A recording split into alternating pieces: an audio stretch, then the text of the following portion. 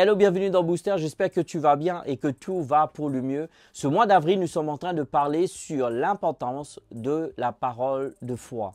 Et bien sûr, j'aimerais juste résumer quelque chose de très important. Lors de la première vidéo, j'ai parlé sur comment ce message est né dans mon cœur. La deuxième vidéo, on a parlé sur la grâce et la foi, c'est-à-dire la grâce met à disposition tout ce que Dieu a pourvu pour nous, mais la foi s'en empare et rend cela une réalité. Aujourd'hui, j'aimerais te parler sur ne pas mal comprendre le message de la parole de foi.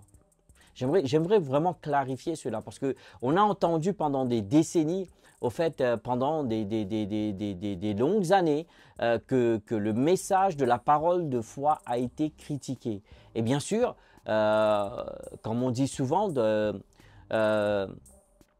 toute chose, au fait, a une part de vérité dans ce qui est dit.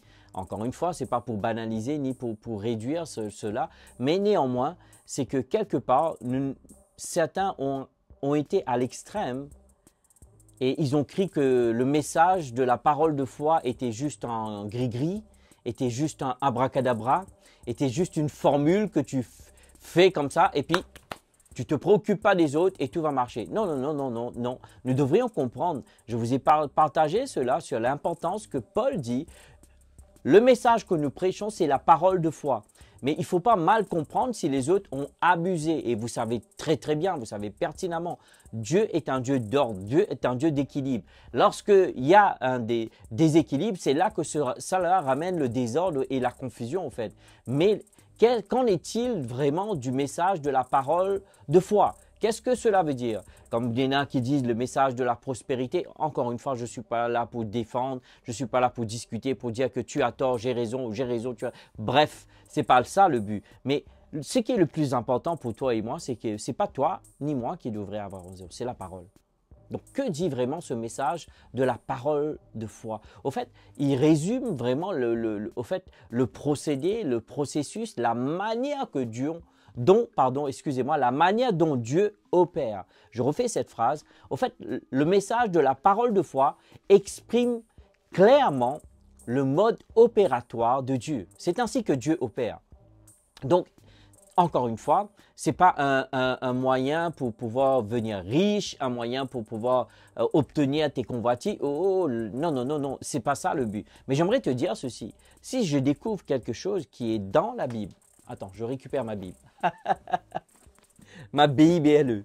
Si je découvre quelque chose qui se trouve dans ce livre, alors la parole de foi me donne l'accessibilité à cela. Pourquoi? Parce que la parole de foi me donne la foi pour dire, écoute, c'est une promesse pour toi, Sam, tu vois. Loin de moi de vouloir dire que ceux qui ont abusé cela ont été à l'extrême. Mais ce n'est pas juste, tu vois, blablater, confesser. Ce n'est pas juste de dire oui, je crois et que cela, ça va marcher. Alors que toi et moi, on sait pertinemment. D'ailleurs, avant de commencer à tourner aujourd'hui, on discutait à table avec Vanessa et les enfants. On se disait oui, mais il y a beaucoup de gens qu'on connaît qui ont dit oui, je crois que je suis guéri. Mais malgré ça, ils sont morts avec une maladie quelconque. Est-ce que c'est faux? Est-ce que c'est vrai? Est-ce que la parole ment? Tu vois, il y a tellement de choses qui entrent en compte et encore une fois, je ne vais pas avoir une explication scientifique à cela, mais c'est aussi simple que bonjour. La parole dit, si tu crois dans ton cœur, tu confesses de ta bouche, tu le verras s'accomplir. C'est ce que la parole de Dieu dit. Il a dit, crois dans ton cœur. S'il te plaît, il n'a pas dit, petite parenthèse, crois dans ta tête.